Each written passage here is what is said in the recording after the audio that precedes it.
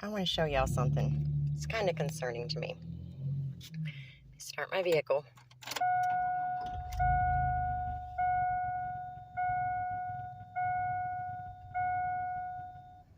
No, I'm not moving, so I won't be putting on my seatbelt. My oil pressure seems to be at a pretty decent spot. It's not outrageously high, not outrageously low. But here's the problem that's concerning. Turn my engine off. It should sit on 0. It's a little bit above. Now, I don't think that's going to hurt it, but it's concerning.